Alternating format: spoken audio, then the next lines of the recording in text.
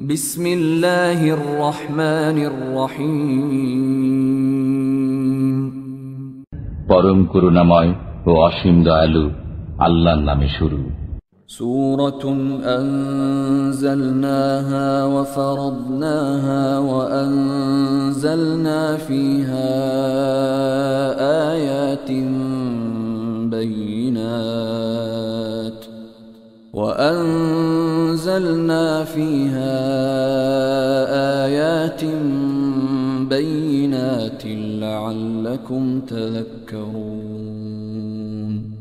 এটা একটি সূরা যা আমি অবতীর্ণ করেছি, দায়িত্বে অপরিহার্য করেছি, এবং এতে আমি সুস্পষ্ট আয়াতসমূহ অবতীর্ণ করেছি যাতে তোমরা স্মরণ রাখো।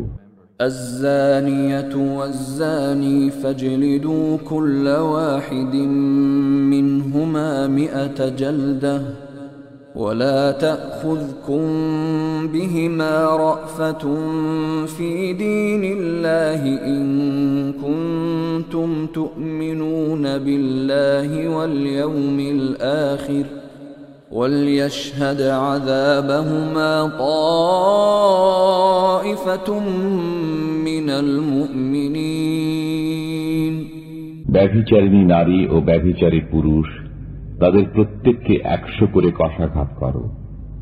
আল্লাহর বিধান কার্যকরণে তাদের প্রতি যেন তোমাদের মনে দয়ার উদ্রেক না হয়, যদি তোমরা আল্লাহর প্রতি ও পরকালের প্রতি বিশ্বাসী হয়ে থাকো।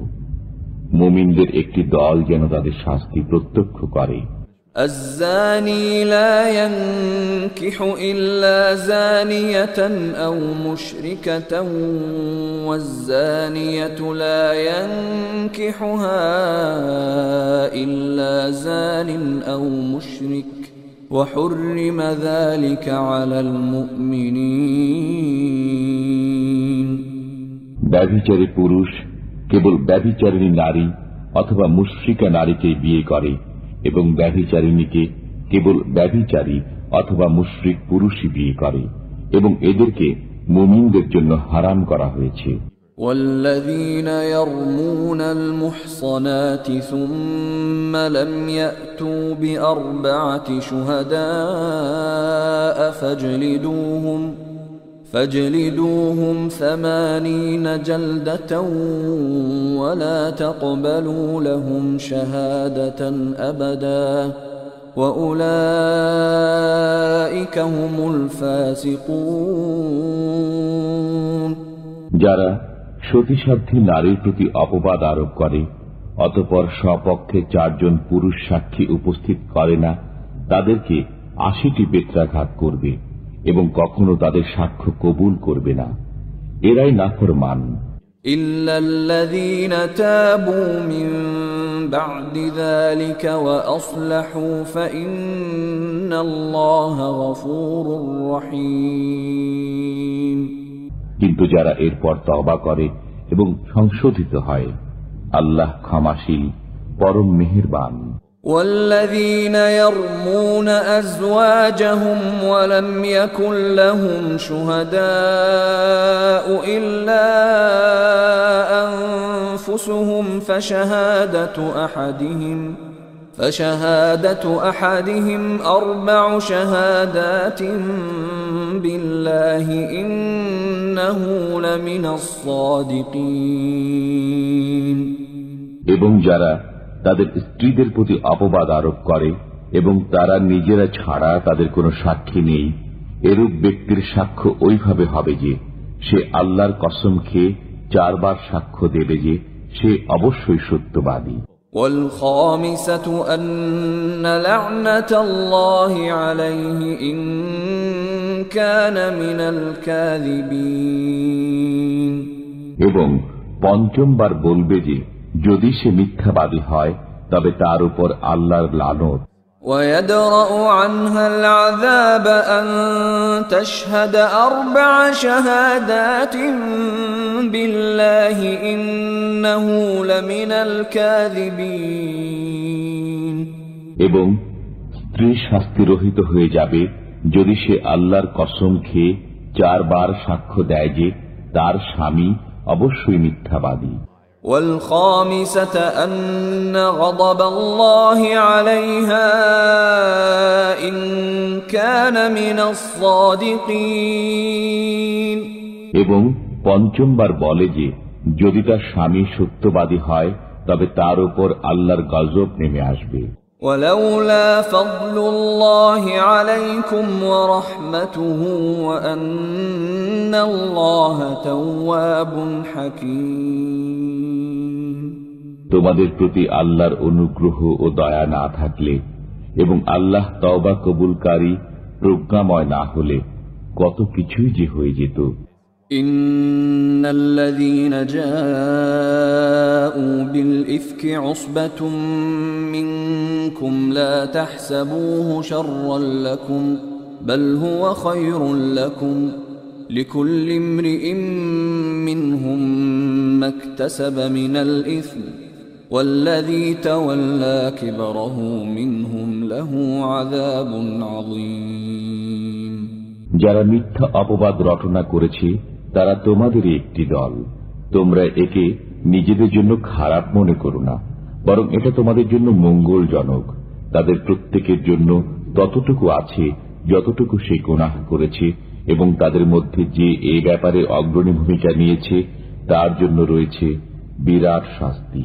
لولا إذ سمعتموه ظن المؤمنون والمؤمنات بأنفسهم خيرا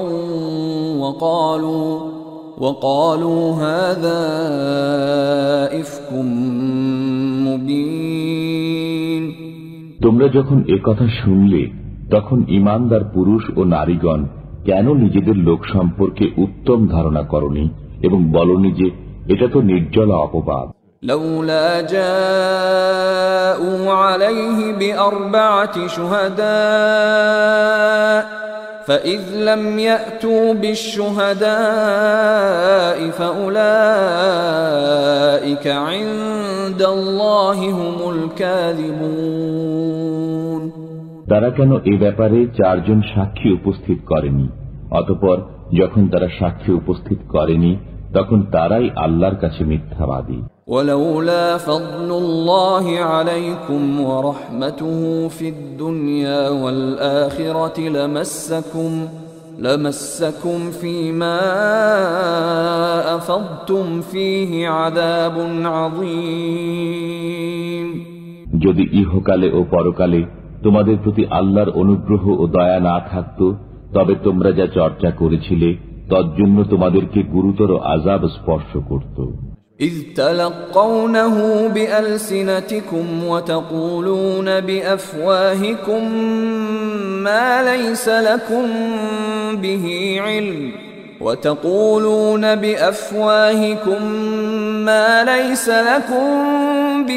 علم وتحسبونه هينا وهو عند الله عظيم যখন তোমরা একে মুখে মুখে ছড়াচ্ছিলে এবং মুখে এমন বিষয় উচ্চারণ করছিলে যার কোনো জ্ঞান তোমাদের ছিল না, তোমরা একে তুচ্ছ মনে করছিলে, অথচ এটা আল্লাহর কাছে গুরুতর ব্যাপার ছিল।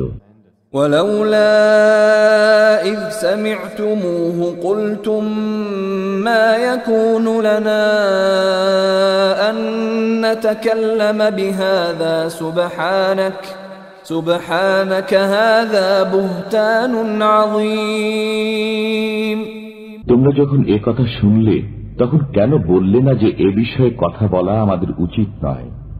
আল্লাহ তো পবিত্র, মহান, এটা তো এক গুরুতর অপবাদ। يعظكم الله أن تعودوا لمثله أبدا إن كنتم مؤمنين আল্লাহ তোমাদেরকে উপদেশ দিচ্ছেন, তোমরা যদি ঈমানদার হও তবে কখনো পুনরায় এ ধরনের আচরণের পুনরাবৃত্তি করো না। ويبين الله لكم الآيات والله عليم حكيم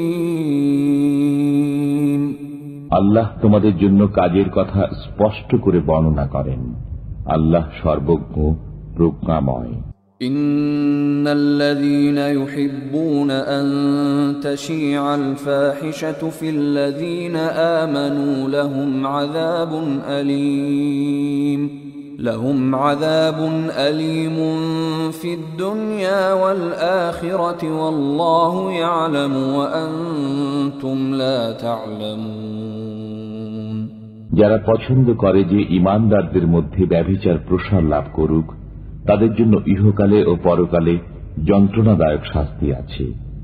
আল্লাহ জানেন, তোমরা জানো না। ولولا فضل الله عليكم ورحمته وأن الله رؤوف رحيم। যদি তোমাদের প্রতি আল্লাহর অনুগ্রহ ও দয়া না থাকত এবং আল্লাহ দয়ালু মেহেরবান না হতেন, তবে কত কিছুই যে হয়ে যেত। يا أيها الذين آمنوا لا تتبعوا خطوات الشيطان ومن يتبع خطوات الشيطان فإنه يأمر بالفحشاء والمنكر ولولا فضل الله عليكم ورحمته ما زكى منكم من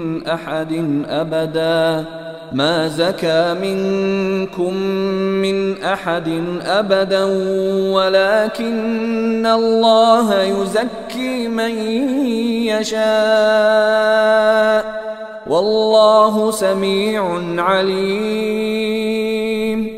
হে ঈমানদারগণ, তোমরা শয়তানের পদাঙ্ক অনুসরণ করো না। যে কেউ শয়তানের পদাঙ্ক অনুসরণ করবে, তখন তো শয়তান নির্লজ্জতা ও মন্দ কাজেরই আদেশ করবে। যদি আল্লাহর অনুগ্রহ ও দয়া তোমাদের প্রতি না থাকত, তবে তোমাদের কেউ কখনো পবিত্র হতে পারতে না। কিন্তু আল্লাহ যাকে ইচ্ছা পবিত্র করেন। আল্লাহ সবকিছু শোনেন, জানেন। ولا يأتل أولو الفضل منكم والسعة أن يؤتوا أولي القربى والمساكين والمهاجرين في سبيل الله وليعفوا وليصفحوا ألا تحبون أن يغفر الله لكم والله غفور رحيم। তোমাদের মধ্যে যারা উচ্চ মর্যাদা ও আর্থিক প্রাচুর্যের অধিকারী, তারা যেন কসম না খায় যে তারা আত্মীয় স্বজনকে, অভাবগ্রস্তকে এবং আল্লাহর পথে হিজরতকারীদেরকে কিছুই দেবে না। তাদের ক্ষমা করা উচিত এবং দোষ ত্রুটি উপেক্ষা করা উচিত। তোমরা কি কামনা করো না যে আল্লাহ তোমাদেরকে ক্ষমা করেন? আল্লাহ ক্ষমাশীল, পরম করুণাময়। إن الذين يرمون المحصنات الغافلات المؤمنات لعنوا في الدنيا والآخرة ولهم عذاب عظيم। যারা সতীসাধ্যী, নিরীহ, ঈমানদার নারীদের প্রতি অপবাদ আরোপ করে, তারা ইহকালে ও পরকালে ধিক্কৃত এবং তাদের জন্য রয়েছে গুরুতর শাস্তি। يوم تشهد عليهم ألسنتهم وأيديهم وأرجلهم بما كانوا يعملون। যেদিন প্রকাশ করে দেবে তাদের জিহ্বা, তাদের হাত ও তাদের পা, যা কিছু তারা করত। يومئذ يوفيهم الله دينهم الحق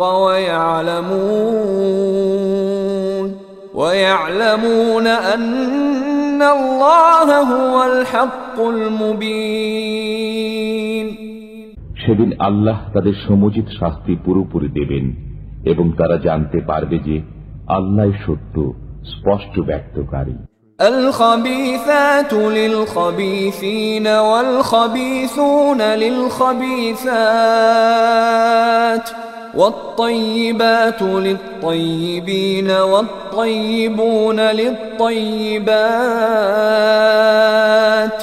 أولئك مبرؤون مما يقولون لهم مغفرة ورزق كريم দুশ্চরিত্র নারীকুল দুশ্চরিত্র পুরুষকুলের জন্য এবং দুশ্চরিত্র পুরুষকুল দুশ্চরিত্রা নারীকুলের জন্য, সচ্চরিত্র নারীকুল সচ্চরিত্র পুরুষকুলের জন্য এবং সচ্চরিত্র পুরুষকুল সচ্চরিত্রা নারীকুলের জন্য। তাদের সম্পর্কে লোকে যা বলে তার সাথে তারা সম্পর্কহীন। তাদের জন্য আছে ক্ষমা ও সম্মানজনক জীবিকা। يا أيها الذين آمنوا لا تدخلوا بيوتا غير بيوتكم حتى تستأنسوا وتسلموا على أهلها ذلكم خير لكم لعلكم تذكرون। হে মুমিনগণ, তোমরা নিজেদের গৃহ ব্যতীত অন্য গৃহে প্রবেশ করো না, যে পর্যন্ত আলাপ পরিচয় না করো এবং গৃহবাসীদেরকে সালাম না করো। এটাই তোমাদের জন্য উত্তম, যাতে তোমরা স্মরণ রাখো। فإن لم تجدوا فيها أحدا فلا تدخلوها حتى يؤذن لكم وإن قيل لكم ارجعوا فارجعوا هو أزكى لكم والله بما تعملون عليم। যদি তোমরা গৃহে কাউকে না পাও তবে অনুমতি গ্রহণ না করা পর্যন্ত সেখানে প্রবেশ করো না। যদি তোমাদেরকে বলা হয় ফিরে যাও তবে ফিরে যাবে, এতে তোমাদের জন্য অনেক পবিত্রতা আছে এবং তোমরা যা করো আল্লাহ তা ভালোভাবে জানেন। ليس عليكم جناح أن تدخلوا بيوتا غير مسكونة فيها متاع لكم والله يعلم ما تبدون وما تكتمون। যে গৃহে কেউ বাস করে না, যাতে তোমাদের সামগ্রী আছে, এমন গৃহে প্রবেশ করতে তোমাদের কোনো পাপ নেই এবং আল্লাহ জানেন তোমরা যা প্রকাশ করো এবং যা গোপন করো। قل للمؤمنين يغضوا من أبصارهم ويحفظوا فروجهم ذلك أزكى لهم إن الله خبير بما يصنعون। মুমিনদেরকে বলুন তারা যেন তাদের দৃষ্টিকে নত রাখে এবং তাদের যৌনাঙ্গের হেফাজত করে, এতে তাদের জন্য খুব পবিত্রতা আছে। নিশ্চয়ই তারা যা করে আল্লাহ তা অবহিত আছেন। وقل للمؤمنات يغضضن من أبصارهن ويحفظن فروجهن ولا يبدين زينتهن إلا ما ظهر منها وليضربن بخمرهن على جيوبهن ولا يبدين زينتهن إلا لبعولتهن أو آبائهن أو آباء بعولتهن أو أبنائهن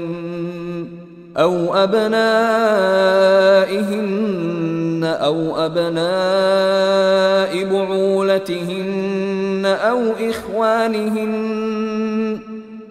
إخوانهن أو بني إخوانهن أو بني أخواتهن أو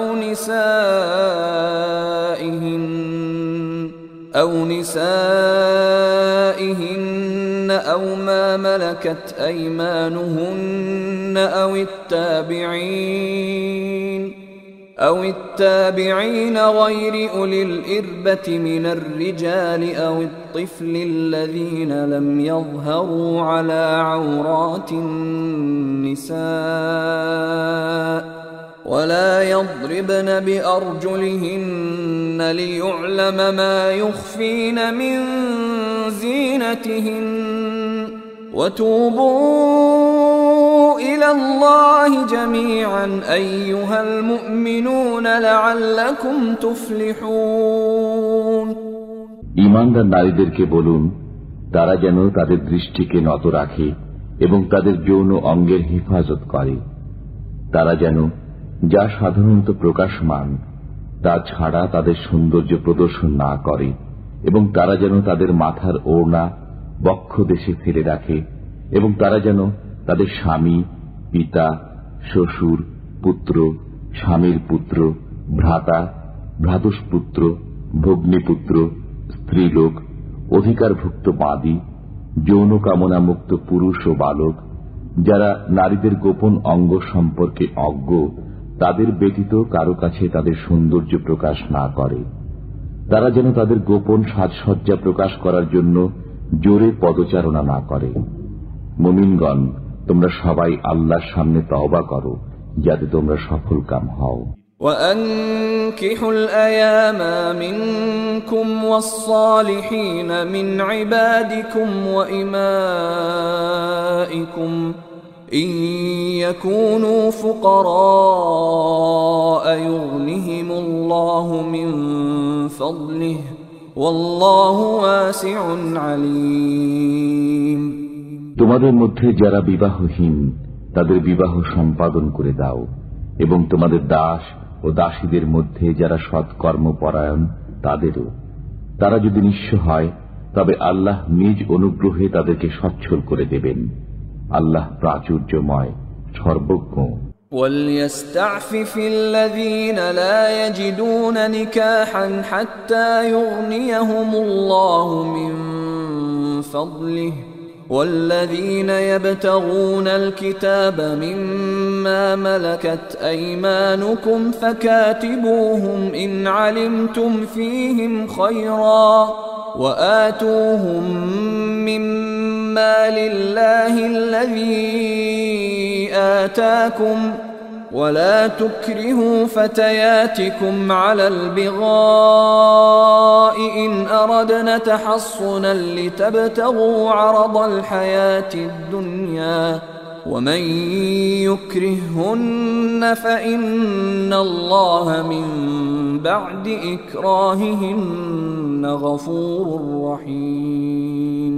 যারা বিবাহে সমর্থ নয় তারা যেন সংযম অবলম্বন করে, যে পর্যন্ত না আল্লাহ নিজ অনুগ্রহে তাদেরকে অভাব মুক্ত করে দেন। তোমাদের অধিকারভুক্তদের মধ্যে যারা মুক্তির জন্য লিখিত চুক্তি করতে চায় তাদের সাথে তোমরা লিখিত চুক্তি করো, যদি জানো যে তাদের মধ্যে কল্যাণ আছে। আল্লাহ তোমাদেরকে যে অর্থ করে দিয়েছেন তা থেকে তাদেরকে দান করো। তোমাদের দাসীরা নিজেদের পবিত্রতা রক্ষা করতে চাইলে তোমরা পার্থিব জীবনের সম্পদের লালসায় তাদেরকে ব্যভিচারে বাধ্য করো না। যদি কেউ তাদের উপর জোর জবরদস্তি করে তবে তাদের উপর জোর জবরদস্তির পর আল্লাহ তাদের প্রতি ক্ষমাশীল, পরম দয়ালু। وَلَقَدْ أَنزَلْنَا إِلَيْكُمْ آيَاتٍ مُبَيِّنَاتٍ وَمَثَلًا مِنَ الَّذِينَ خَلَوْا مِنْ قَبْلِكُمْ وَمَوْعِظَةً لِلْمُتَّقِينَ। আমি তোমাদের প্রতি অবতীর্ণ করেছি সুস্পষ্ট আয়াতসমূহ, তোমাদের পূর্ববর্তীদের কিছু দৃষ্টান্ত, এবং আল্লাহ ভীরুদের জন্য দিয়েছি উপদেশ। আল্লাহু নূরুস সামাওয়াতি ওয়াল আরদ মাসালু নূরিহি কামিশকাতিন ফিহা মিসবাহ المصباح في زجاجة الزجاجة كأنها كوكب دري يوقد من شجرة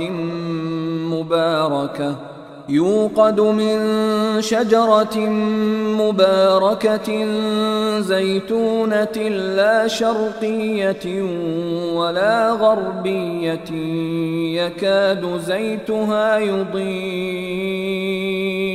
يكاد زيتها يضيء ولو لم تمسسه نار نور على نور يهدي الله لنوره من يشاء ويضرب الله الأمثال للناس والله بكل شيء عليم। আল্লাহ নভমণ্ডল ও ভূমণ্ডলের জ্যোতি, তার জ্যোতির উদাহরণ যেন একটি কুলঙ্গি যাতে আছে একটি প্রদীপ, প্রদীপটি একটি কাঁচ পাত্রে স্থাপিত, কাঁচ পাত্রটি উজ্জ্বল নক্ষত্র সদৃশ। তাতে পূত পবিত্র জয়তুন বৃক্ষের তৈল প্রজ্বলিত হয়, যা পূর্বমুখে নয় এবং পশ্চিম মুখেও নয়। অগ্নি স্পর্শ না করলেও তার তৈল যেন আলোকিত হওয়ার নিকটবর্তী। জ্যোতির উপর জ্যোতি, আল্লাহ যাকে ইচ্ছা পথ দেখান তাঁর জ্যোতির দিকে। আল্লাহ মানুষের জন্য দৃষ্টান্তসমূহ বর্ণনা করেন এবং আল্লাহ সব বিষয়ে জ্ঞাত। في بيوت أذن الله أن ترفع ويذكر فيها اسمه يسبح له فيها بالغدو والآصال। আল্লাহ যেসব গৃহকে মর্যাদায় উন্নীত করার এবং সেগুলোতে তার নাম উচ্চারণ করার আদেশ দিয়েছেন, সেখানে সকাল ও সন্ধ্যায় তার পবিত্রতা ও মহিমা ঘোষণা করে। رجال لا تلهيهم تجارة ولا بيع عن ذكر الله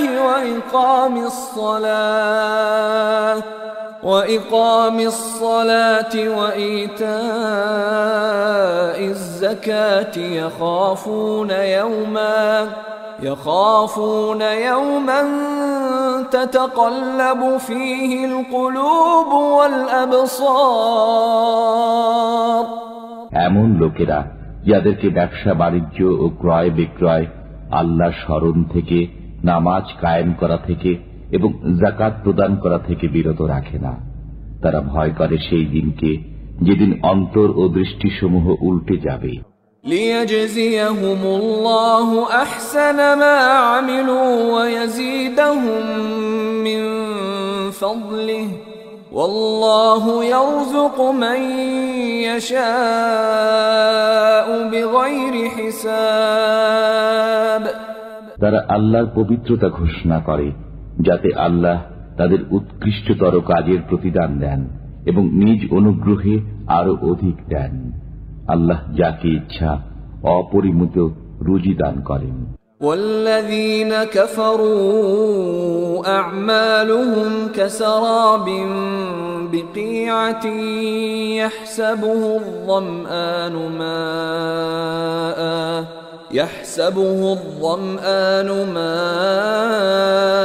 حتى إذا جاءه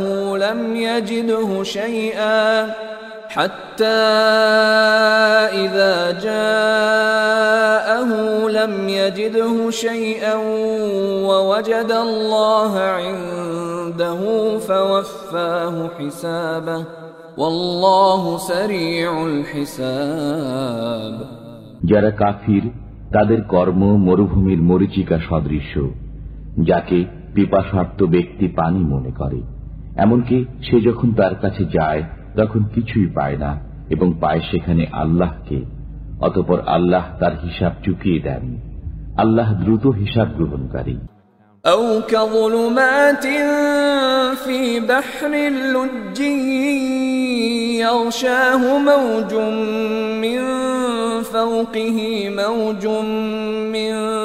فوقه سحاب ظلمات بعضها فوق بعض إذا أخرج يده لم يكد يراها ومن لم يجعل الله له نورا فما له من نور। অথবা তাদের কর্ম প্রমত্ত সমুদ্রের বুকে গভীর অন্ধকারের মতো, যাকে উদ্বেলিত করে তরঙ্গের উপর তরঙ্গ, যার উপরে ঘন কালো মেঘ আছে, একের উপর এক অন্ধকার। যখন সে তার হাত বের করে তখন তাকে একেবারেই দেখতে পায় না। আল্লাহ যাকে জ্যোতি দেন না তার কোনো জ্যোতি নেই। ألم تر أن الله يسبح له من في السماوات والأرض والطير صافات كل قد علم صلاته وتسبيحه والله عليم بما يفعلون। তুমি কি দেখো না যে নভমণ্ডল ও ভূমণ্ডলে যারা আছে তারা এবং উড়ন্ত পক্ষীকুল তাদের পাখা বিস্তার করে আল্লাহর পবিত্রতা ও মহিমা ঘোষণা করে। প্রত্যেকেই তার যোগ্য ইবাদত এবং পবিত্রতা ও মহিমা ঘোষণার পদ্ধতি জানে। তারা যা করে আল্লাহ সে বিষয়ে সম্যক জ্ঞাত। ওয়ালিল্লাহি মুলকুস সামাওয়াতি ওয়াল আরদি ওয়া ইলাল্লাহিল মাসীর। নভমণ্ডল ও ভূমণ্ডলের সার্বভৌমত্ব আল্লাহরই এবং তাঁরই দিকে প্রত্যাবর্তন করতে হবে। ألم تر أن الله يزجي سحابا ثم يؤلف بينه ثم يجعله ركاما فترى الودق يخرج من خلاله وينزل من السماء من جبال فيها من برد فيصيب به من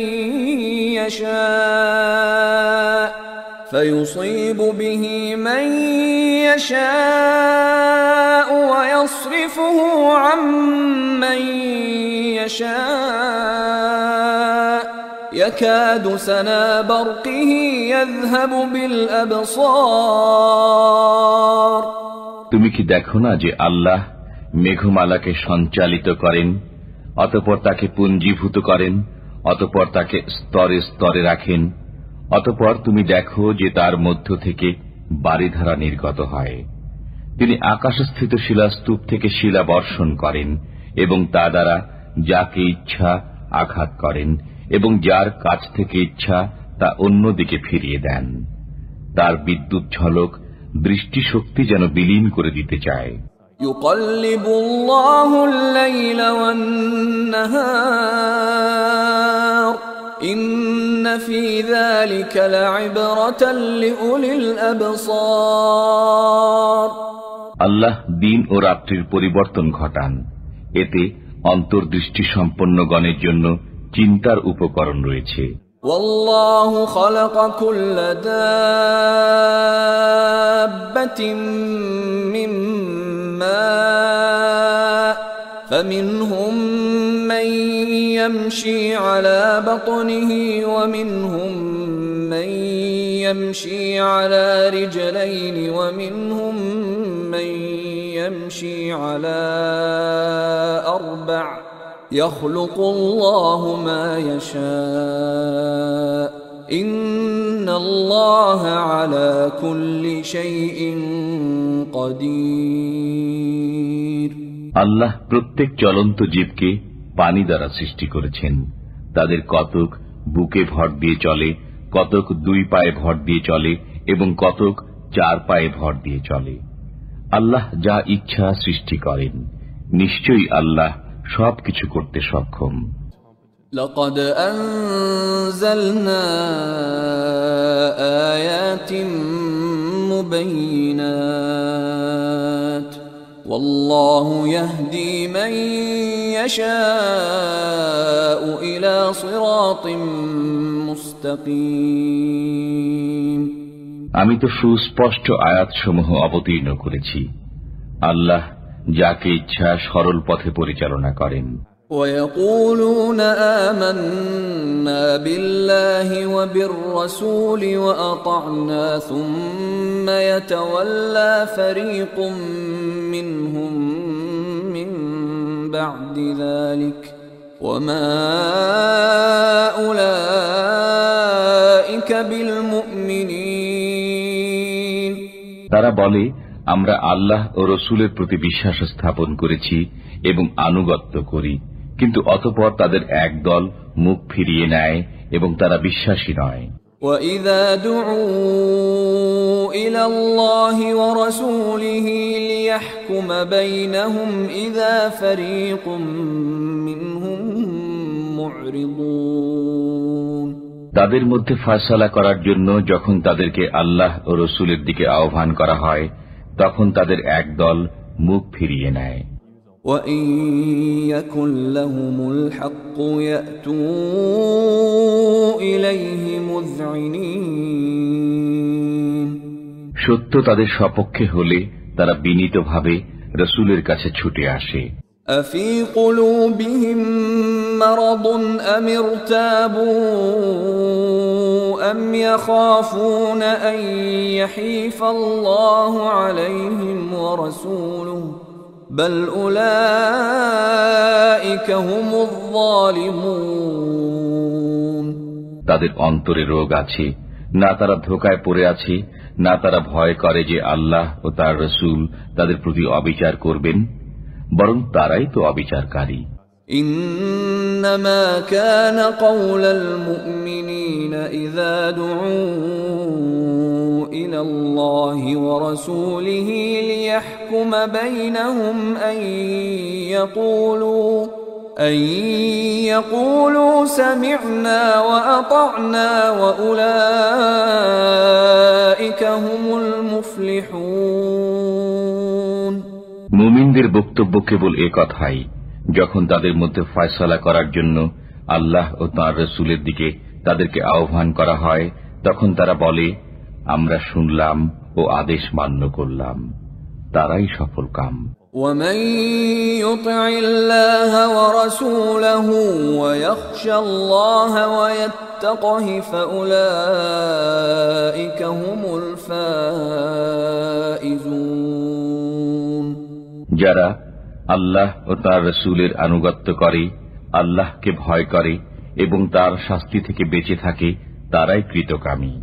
وأقسموا بالله جهد أيمانهم لئن أمرتهم ليخرجن قل لا تقسموا طاعة معروفة إن الله خبير بما تعملون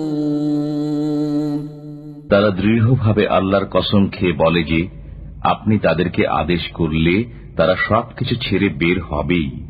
বলুন, তোমরা কসম খেও না, নিয়ম অনুযায়ী তোমাদের আনুগত্য, তোমরা যা কিছু করো নিশ্চয় আল্লাহ সে বিষয়ে জ্ঞাত। قل أطيعوا الله وأطيعوا الرسول فإن تولوا فإنما عليه ما حمل وعليكم ما حملتم وإن تطيعوه تهتدوا وما على الرسول إلا البلاغ المبين বলুন, আল্লাহর আনুগত্য করো এবং রাসূলের আনুগত্য করো, অতঃপর যদি তোমরা মুখ ফিরিয়ে নাও তবে তার উপর ন্যস্ত দায়িত্বের জন্য সে দায়ী এবং তোমাদের উপর ন্যস্ত দায়িত্বের জন্য তোমরা দায়ী। তোমরা যদি তার আনুগত্য করো তবে সৎ পথ পাবে। রাসূলের দায়িত্ব তো কেবল সুস্পষ্ট রূপে পৌঁছিয়ে দেওয়া।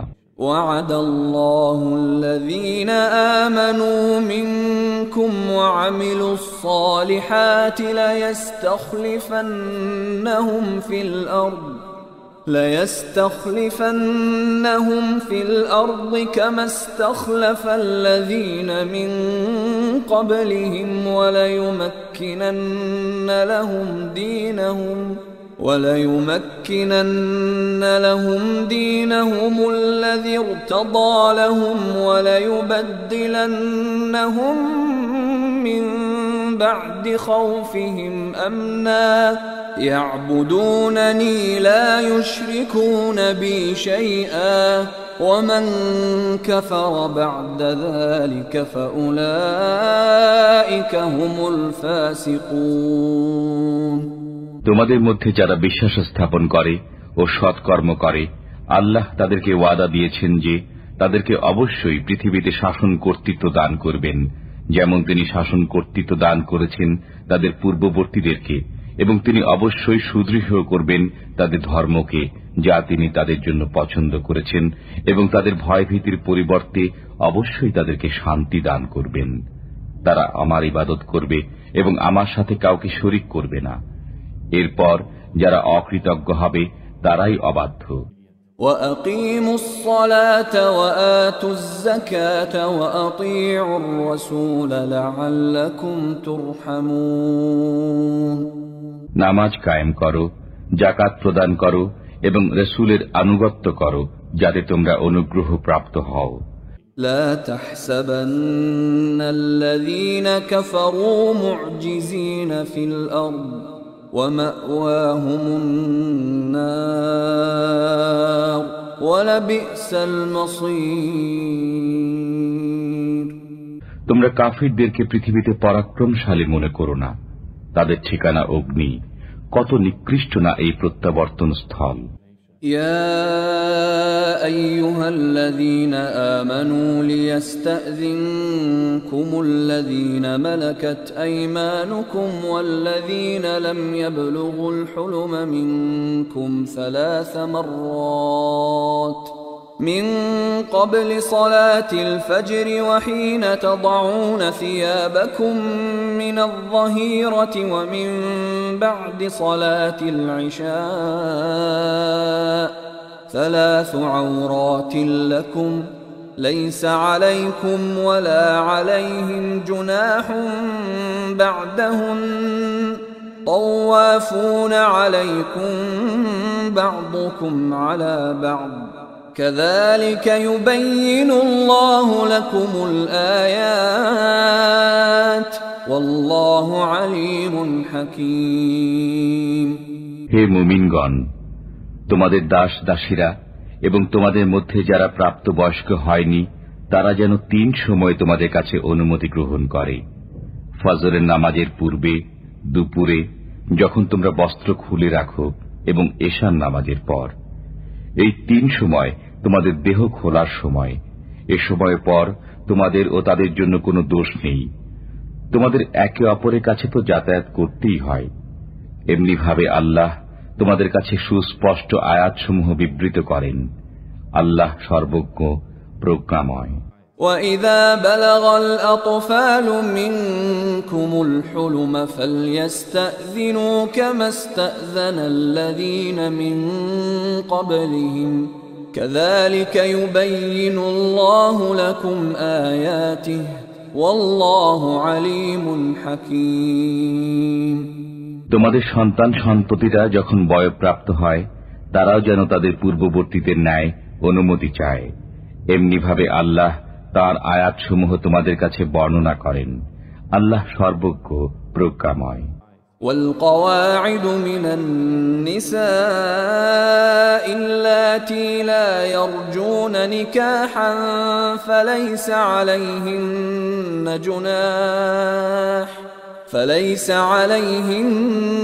جناح أن يضعن ثيابهن غير متبرجات بزينة وأن يستعففن خير لهم والله سميع عليم বৃদ্ধা নারী যারা বিবাহের আশা রাখে না, যদি তারা তাদের সৌন্দর্য প্রকাশ না করে তাদের বস্ত্র খুলে রাখে, তাদের জন্য দোষ নেই, তবে এ থেকে বিরত থাকাই তাদের জন্য উত্তম। আল্লাহ সর্বশ্রোতা, সর্বজ্ঞ। ليس على الأعمى حرج ولا على الأعرج حرج ولا على المريض حرج ولا على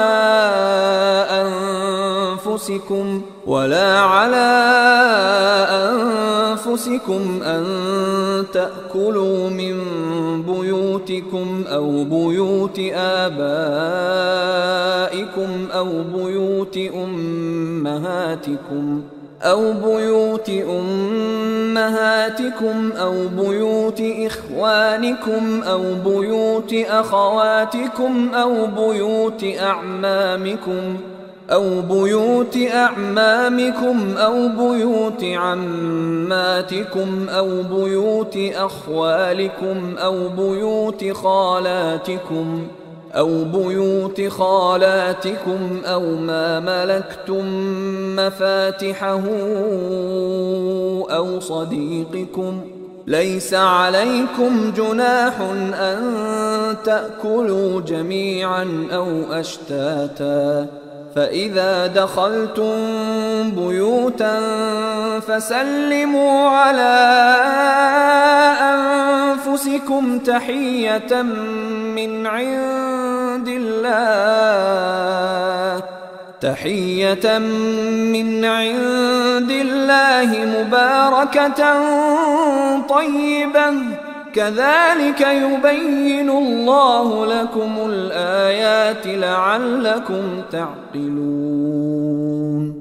অন্ধের জন্য দোষ নেই, খঞ্জের জন্য দোষ নেই, রোগীর জন্য দোষ নেই এবং তোমাদের নিজেদের জন্য দোষ নেই যে তোমরা আহার করবে তোমাদের গৃহে অথবা তোমাদের পিতাদের গৃহে অথবা তোমাদের মাতাদের গৃহে অথবা তোমাদের ভ্রাতাদের গৃহে অথবা তোমাদের ভগিনীদের গৃহে অথবা তোমাদের পিতৃব্যদের গৃহে অথবা তোমাদের ফুপুদের গৃহে অথবা তোমাদের মামাদের গৃহে অথবা তোমাদের খালাদের গৃহে অথবা সেই গৃহে যার চাবি আছে তোমাদের হাতে অথবা তোমাদের বন্ধুদের গৃহে। তোমরা একত্রে আহার করো অথবা পৃথকভাবে আহার করো, তাতে তোমাদের কোনো দোষ নেই। অতঃপর যখন তোমরা গৃহে প্রবেশ করো তখন তোমাদের স্বজনদের প্রতি সালাম বলবে। এটা আল্লাহর কাছ থেকে কল্যাণময় ও পবিত্র দোয়া। এমনিভাবে আল্লাহ তোমাদের জন্য আয়াতসমূহ বিশদভাবে বর্ণনা করেন যাতে তোমরা বুঝে নাও। إنما المؤمنون الذين آمنوا بالله ورسوله وإذا كانوا معه على أمر جامع لم يذهبوا حتى يستأذنوه إن الذين يستأذنونك أولئك الذين يؤمنون بالله ورسوله فإذا استأذنوك لبعض شأنهم فأذن لمن شئت منهم واستغفر لهم الله إن الله غفور رحيم। মুমিন তো তারাই যারা আল্লাহ ও রসুলের প্রতি বিশ্বাস স্থাপন করে এবং রসুলের সাথে কোনো সমষ্টিগত কাজে শরিক হলে তাঁর কাছ থেকে অনুমতি গ্রহণ ব্যতীত চলে যায় না। যারা আপনার কাছে অনুমতি প্রার্থনা করে তারাই আল্লাহ ও তাঁর রসুলের প্রতি বিশ্বাস স্থাপন করে। অতএব তারা আপনার কাছে তাদের কোনো কাজের জন্য অনুমতি চাইলে আপনি তাদের মধ্যে যাকে ইচ্ছা অনুমতি দিন এবং তাদের জন্য আল্লাহর কাছে ক্ষমা প্রার্থনা করুন। আল্লাহ ক্ষমাশীল, মেহেরবান। لا تجعلوا دعاء الرسول بينكم كدعاء بعضكم بعضا قد يعلم الله الذين يتسللون منكم لواذا فليحذر الذين يخالفون عن أمره أن تصيبهم فتنة أو يصيبهم عذاب أليم। রসুলের আহ্বানকে তোমরা তোমাদের একে অপরকে আহ্বানের মতো গণ্য করো না। আল্লাহ তাদেরকে জানেন যারা তোমাদের মধ্যে চুপিসারে সরে পড়ে। অতএব যারা তাঁর আদেশের বিরুদ্ধাচারণ করবে তারা এই বিষয়ে সতর্ক হোক যে বিপর্যয় তাদেরকে স্পর্শ করবে অথবা যন্ত্রণাদায়ক শাস্তি তাদেরকে গ্রাস করবে। ألا إن لله ما في السماوات والأرض قد يعلم ما أنتم عليه ويوم يرجعون إليه فينبئهم بما عملوا والله بكل شيء عليم। মনে রেখো, নভমণ্ডল ও ভূমণ্ডলে যা আছে তা আল্লাহরই। তোমরা যে অবস্থায় আছো তা তিনি জানেন। যেদিন তারা তাঁর কাছে প্রত্যাবর্তিত হবে সেদিন তিনি বলে দেবেন তারা যা করেছে। আল্লাহ প্রত্যেক বিষয় জানেন।